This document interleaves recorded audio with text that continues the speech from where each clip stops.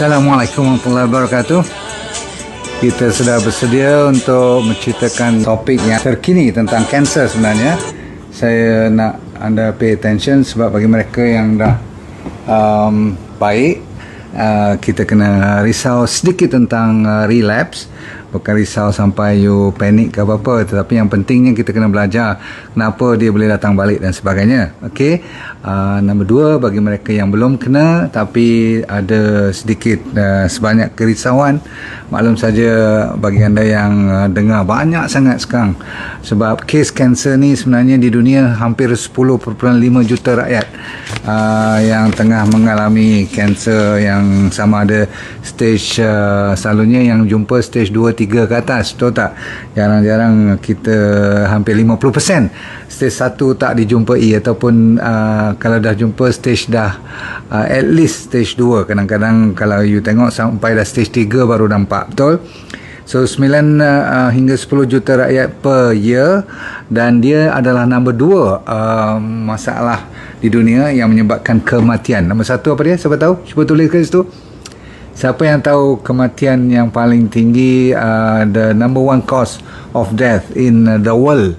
Masih lagi championnya jantung.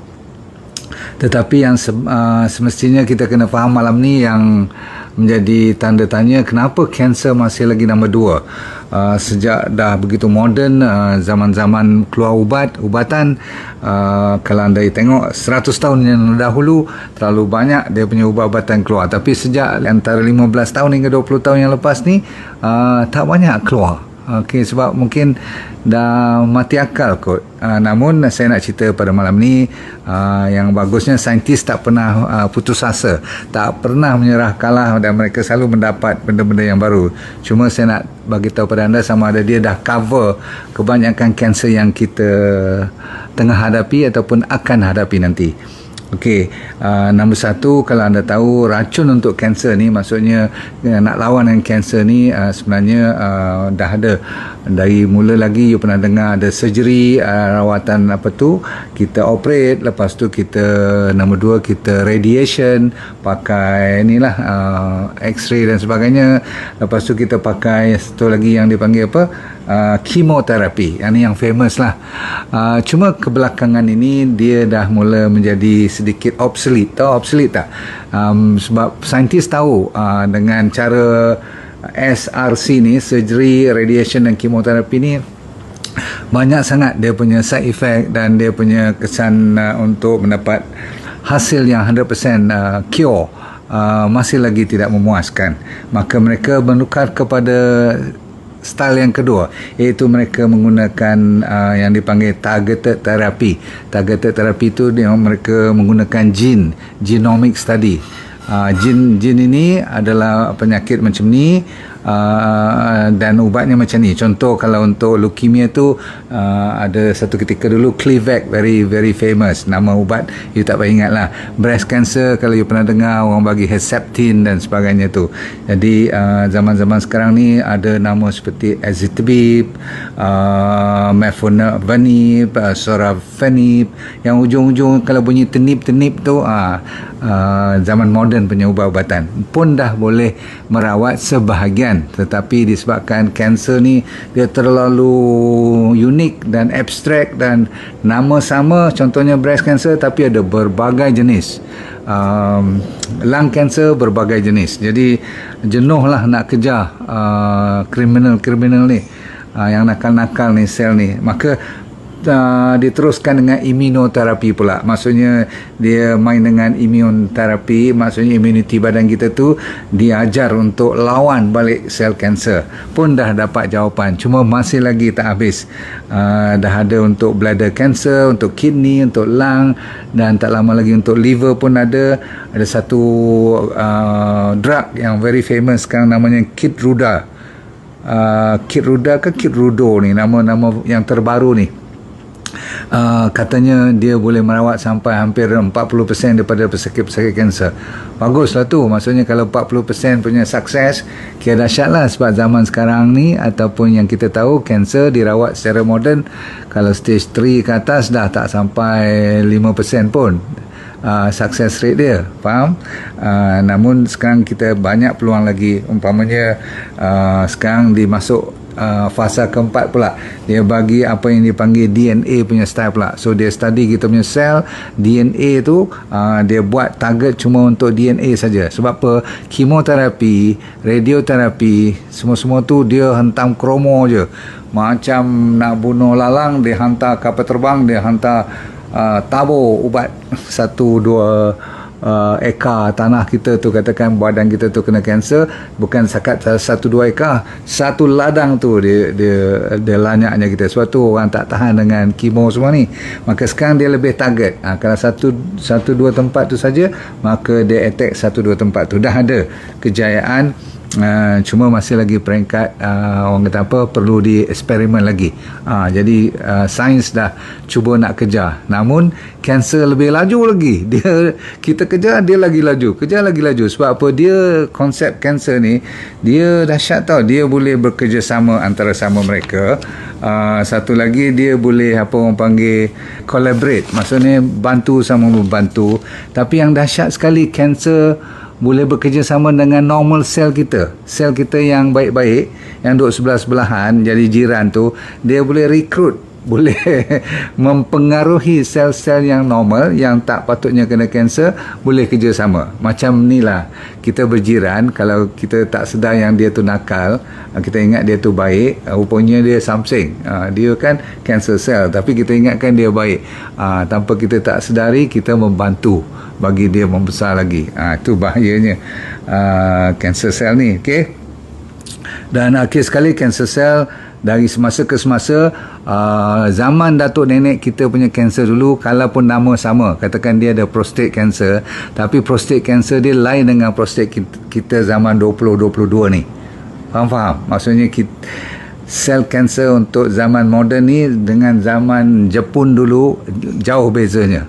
Dari segi dia punya kehandalan dia, kanser ni boleh bertukar dan boleh mutasi, boleh adaptasi kepada kemodernan. Lagi moden, kita ingat kita lagi advance, dia lagi boleh lawan. Jadi yang ni yang menjadikan kita kadang-kadang pening kepala. So saya nak bagi kat you 7 cara, kalau you tak jaga, senang sangat kita boleh kena kanser di zaman sekarang. Saya nak bagi tahu ni sebab ini antara yang terkini, walaupun ada overlapping dengan cerita lama, tapi dia berkesinambungan. Maka saya cuba update yang paling latest, orang dapat tahu yang saya minat sebenarnya, penyebab utama dia. Dan orang selalu mainkan benda ni sebagai satu perkara yang tidak serius. Masalah minda sebenarnya, masalah stres, masalah penyesalan kita, masalah kita punya kawan-kawan yang toksik, masalah yang mengganggu otak kita. Itu sebenarnya adalah yang paling tinggi penyebab yang tak tersinarai secara official. Tapi bila you baca tentang kanser, ada 3.5 juta artikel. Tapi malam ni kalau you nak study tentang kanser, paling sikit 3.5 juta tentang kanser orang cuba tuliskan, buat kajian, nak cuba cari jawapan. Inilah dia. Summary-nya, asal usulnya ialah bermula daripada minda dahulu. Okey, so jangan melawak. Bila saya cerita besok nanti lain-lain kali ke, kalau ada kaitan dengan psikologi, ada kaitan dengan tekanan jiwa, maka you kena pay attention. Why? Sel kita ni ada perkataan yang dinamakan epigenetik. Epigenetik ni maksudnya luar daripada jin kita yang dalam badan kita, yang telah ditakdirkan, yang telah dituliskan semua tu. Tetapi kalau kita didedahkan kepada epigenetik, luar daripada genetik, atas lagi pada genetik, bermaksud environment kita, apa yang kita fikirkan, apa yang kita tengok, nampak, dia boleh masuk, bertukar. Apa kita dengar, dia boleh jadi seram, dia boleh jadi takut, boleh jadi prasangka, ada kita menghakimi diri kita dah habis semua. Bila kita down, dia akan lebih cepat jatuh sakit, naik lagi, merebak-rebak cepat. Apa yang kita bau, itu kita nak cerita kejap lagi. Apa yang kita makan, of course lah kan. Jadi kita balik kepada minda tadi, walaupun abstrak you tak nampak, tapi jangan permainkan. Kalau saya kata, dan sering-sering sangat saya kata, setiap penyakit yang jumpa ataupun sakit kronik, terutama sekali kanser ni, pastinya 80% daripada cases, maksudnya setiap 10 orang 8 orang tetap ada cerita lama, tetap ada fail lama. Selagi mana you tak boleh tutup fail lama, tak boleh reda fail lama, you tak akan baik. Itu dia. Jadi senang kita kena. Kalau yang belum kena, dibiarkan terus, tak apalah, saya masih kuat, saya baru umur 28 tahun, stres ni normal untuk budak-budak baru kerja. Bang, you pernah dengar tak orang umur 29 yang ada cancer of the colon, cancer of the stomach, cancer of the skin and all that? Senang sangat mereka kena. Prostate pun kalau muda-muda 35 pun dah ada. Tak payah tunggu sampai 5-60 tahun. Kenapa? Sebab sel ni dia nak manifestasinya kat organ-organ mana kita tak boleh kenal pasti. Tak semestinya merokok you akan dapat cancer of the nose or the esophagus. You boleh dapat cancer of the lung tu memanglah. You boleh dapat cancer of the stomach. You boleh dapat cancer of the liver pun. Jadi jangan main-main dengan masalah-masalah yang datang daripada minda dahulu. So nombor 1. Nombor 2, cara nak senang kena kanser, senang je. Yang ni selalunya dalam D&D diet ditegaskan daripada mula lagi. Siapa tahu cepat? Iaitulah musuh utama ialah apa kaitan pula dengan kanser? Memang gula. Yes. So gula, bila dulu saya suruh buang daripada dapur, you tak nak buang, you simpan lagi. Betul, untuk masak no problem, 1-2 kilo simpanlah. Tak adil kalau saya mengatakan benda yang saya pun buat sendiri. Saya tengok kat dapur masih ada gula juga lagi. Sebab apa? Dia orang kata setengah masakan kalau tak buat gula langsung tak rasa apa. Okey, untuk tujuan 1-2 sudu teh tu, satu katakan nak bubur 1 periuk, 1-2, okey fine. Tetapi yang duk makan hari-hari, yang 3 in 1, anything that is sugary, yang nampak dengan tak nampak, yang tu dah saya rasa dah berbuih mulut kita cerita. So jangan dekat dengan gula. Habis cerita. Pasal apa? Insulin, dia kalau tinggi meningkat, lepas tu keluar pula lagi dengan you punya growth hormone lagi, lepas tu banyak lagi hormon-hormon lain bertergabur, tak balance, dan insulin sentiasa tinggi dalam badan you sebab nak cuba masukkan gula, maka itu adalah baja kepada kanser. Sebab apa? Anda tahu sangat macam mana senang nak dapat jadi kena kanser lah badan kita. Sebab apa? Bila kita ada sel kanser yang sentiasa ada, cuma nak banyak sikit saja. Saya ulang, kita sentiasa dah ada sel kanser dalam badan kita, semua tahu kan? Cuma kenapa setengah orang dia keluar kanser, setengah orang dia tak keluar kanser? Bergantung kepada stres. Nombor 2, pemakanan kita bagi gula tu baja, dan kanser sel suka kepada gula. Saya ulang, dia makanan resmi dia kalau lagi banyak gula lagi bagus, dan cara dia makan kalau bandingkan dengan normal sel lebih kurang 27-28 kali ganda lebih banyak dia makan berbanding dengan sel biasa. Faham? Maksudnya dia punya lahap tu lain macam kalau bandingkan dengan normal sel kita. Jadi kita kena faham lah semua ni kan. Bila saya kata kenapa kita boleh suka kepada gula ni, mula-mula kalau siapa yang dah suka sikit-sikit tak apa, lepas tu dia jadi kempunan. Kalau dia tak kena gula, orang panggil sugar crave. You memang gian kepada gula. Tak kena gula setiap hari tak boleh. Kopi kalau tak kena 2 sudu atau minimumnya kan 2 sudu teh, ataupun buat 2 sudu, takkan 2 sudu makan gula kot, 1 cawan kopi. Setengah orang memang manis melecah, manis meleting, baru dia boleh minum. Kalau tidak, dia rasa macam tak hidup lah bagi dia hari tu. So bayangkan tu, kalau 1 cawan satu hari, takkan you 1 cawan kopi atau teh kan. Tak masuk lagi susu creamer dan sebagainya. Jadi tuan-puan sekalian, ini adalah penyebab nombor 2 yang paling tinggi, yang rajin-rajin berlaku. Saya cerita orang Malaysia punya style lah, saya cerita negara-negara barat semua tu. Seterusnya ialah bila ada kaitan dengan sugar juga, you tak puas hati, disebabkan doktor kata jangan makan gula pasir, you pergi ambil gula apa? Gula yang dipanggil artificial sweetener. Ni lagi satu penyebab utama senang kena kanser. Sebab semua ni ada kaitan dengan aspartame. Pernah dengar kan? Sucralose. Pernah tengok kan yang you taburkan sebiji 2 biji macam apa nama, equal dan sebagainya tu. Kecuali kalau you ambil stevia, no problem. Masalahnya stevia tu orang rasa aftertaste, jadi orang tak suka. Dia suka balik kena ambil gula pasir juga.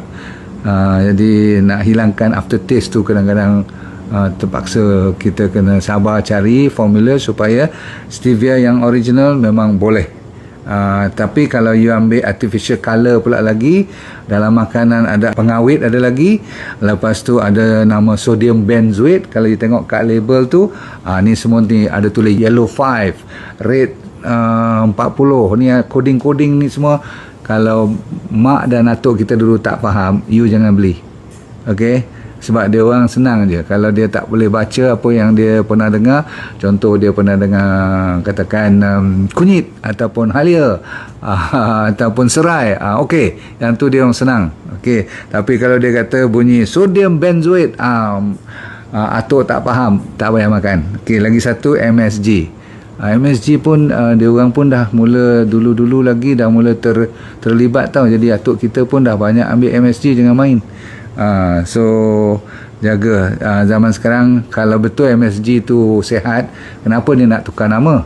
Kenapa dia nak bertoppingkan dengan nama seperti yeast extract, sodium caseinate, ada dia panggil macam-macam, starch lah, ada, supaya orang ingat bukan MSG. Pasal apa nak tipu pula kalau MSG tu bagus, betul tak? Tu pun ada orang yang mengatakan MSG dah okey sekarang semua tu. Ialah tu. Okey, selagi mana tak ada paper yang betul-betul lebih meyakinkan, saya belum lagi boleh terima. Tapi kalau ada paper yang meyakinkan dan orang sendiri dah cuba tak ada masalah, okey, kita boleh terima. Kita bukan taksub yang ni mesti yang ni sampai bila-bila. Sains tak pernah yang lekat sampai bila-bila pun. Dulu kopi kata jahat, sekarang kopi dah kata boleh baik pula untuk liver cancer semua. Kan?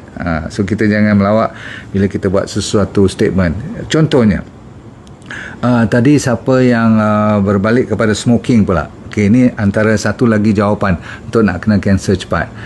Smoking confirm. Why?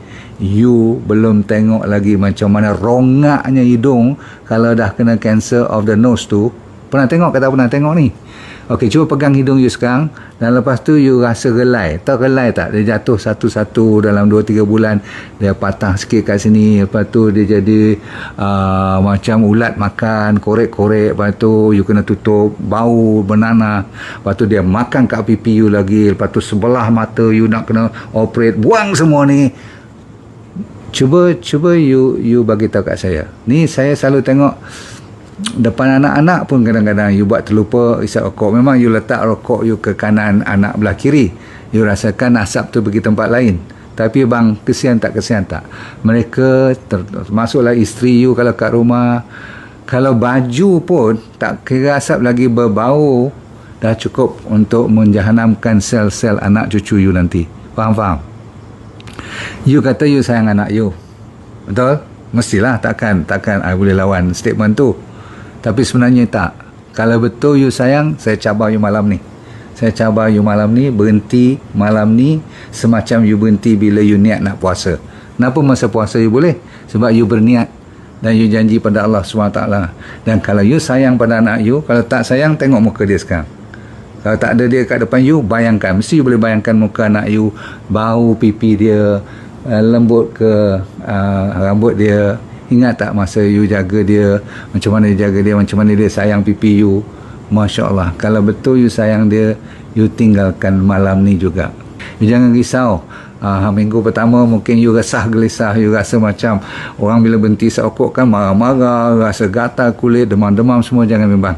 Sebab you dah membuktikan you boleh berhenti serta-merta waktu bulan puasa. Walaupun you buka puasa, you ambil rokok dulu, tapi saya tak nak tengok. Sebab kes-kes macam ni kalau saya bagi tahu, Masya Allah, you tak akan sanggup tengok. Bila dia dah rongak satu muka ni, habis gigi semua, dah tak boleh makan, tinggal berlubang aja kat you punya. Kadang-kadang sampai sini pun kita kena tebuk lagi. Masya Allah, you tak akan sanggup. Masa tu umur you tak semestinya 5-60, mungkin 30-an aja dah boleh kena. So tolong malam ni saya minta nombor 1 yang ni boleh kontrol. Nombor 2, kalau you bukan pengisap rokok pun tolong jangan dekat dengan orang isap rokok. Minta maaf aja, go away. Kalau dalam meeting mereka isap rokok, you minta maaf, pergi toilet tak apa. Kalau you kena buang kerja disebabkan you kena keluar daripada meeting room disebabkan bos isap rokok, keluar. Pasal apa? Hidup you cuma sekali je dan you cuma ada tubuh satu saja. Is that clear? So yang pula bekerja tempat yang ada asap, yang ada petrol, yang tu tempat yang kedua you kena lari. tolong jauhkan daripada petrol punya hidu. Hidu tu setiap macam kita pergi tempat ambil minyak, dalam kita ambil minyak dalam tak sampai 5 minit tu pun dah kita rasa kadang-kadang kalau termasuk terhidu dia punya kan asap dia kan, dia punya wap tu kan, wah, you bayangkan. So bahan-bahan yang toksik macam ni adalah paling mudah nak kena kanser. You pernah dengar cerita saya bila saya pergi ke Terengganu, mana tu?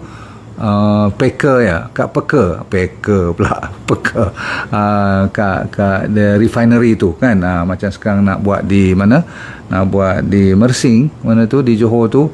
Saya minta kawasan-kawasan orang yang duduk berdekatan tu, kalau you tak kena asap, tak kena bau dia tak apa, tapi selalunya satu kawasan tu kat Peker tadi kan, tolonglah cari tempat lain lah. Kalau you nak dengar, kalau you tak mau dan tak ada rezeki tempat lain, itu bukan tugas saya nak membuktikan yang sampai nak gertak you pula, tak. Saya cuma bagi tahu ini cara yang mudah sangat nak kena kanser. Mana taknya kalau hari-hari you hidu dan udara tu kena petrol punya molekul kan, confirm lah sel kita banyak mana dia boleh tahan. Saya tahu setengah orang kata I dah kerja dekat 15 tahun tak ada apa-apa pun. Bang akak, dia kan kanser ni bukan dalam masa sebulan boleh kena, kadang-kadang dah 5 tahun, kadang-kadang 10 tahun, of course kadang-kadang setahun pun dah boleh keluar terus. Penyakit seperti lung cancer atau kanser-kanser di tempat lain dia boleh attack. So nombor 3 adalah bauan. Nombor 6 ialah ada kaitan dengan meat yang telah diproses, daging yang diproses. Daging yang diproses ni selalunya ada masalah tentang macam ni lah, macam hot dog, macam salami, bacon kan, yang ada dalam tin tu, macam dia panggil apa, corn beef, pernah dengar kan, yang you ambil cuma you campur dengan makanan goreng, masak, lepas tu sausage dibakar lagi, di salai dan sebagainya. Ada orang smoking, smoking the beef, they call it smoking the meat. Okey, jadi sebelum dimasak ataupun dibakar atau disalai semua ni, dia dah ada bahan-bahan seperti nitrate dan nitrite. Jadi you ingat nama ni. Nak ingat pun tak apa, tak ingat pun tak apa, tapi nitrate dan nitrite ni, NO3 dan NO2 ni, dia punya sains dia adalah merupakan bahan utama yang selalunya daging ni disiapkan untuk diawet. Maksudnya dipertahankan supaya dia tahan mungkin untuk tarikh luputnya 2 tahun. Jadi kita pun happy lah kononnya sebab boleh nampak fresh lagi. Padahal the moment you buy from the supermarket, bila dah dapat bawa balik ke rumah tu, bila kita masak pula lagi, nitrate dengan nitrite ni akan bertukar jadi apa yang dinamakan nitrosamin. Nitrosamin ni lah yang akan jadi kanser. Jadi kalau sekali makan tak ada apa. Alah, nugget, you tengok anak you daripada umur 3 tahun. 3 tahun ke? Atau 2 tahun dah mula makan. Sampai umur dia pergi sekolah sekarang, asyik nugget. Ataupun nak sausage, nak hot dog, nak buat corn beef lagi. Lepas tu, yang selalunya datang pada tin tu pula, kalau disalut dengan apa yang dipanggil BPA, bisphenol A, confirm lagi dahsyat.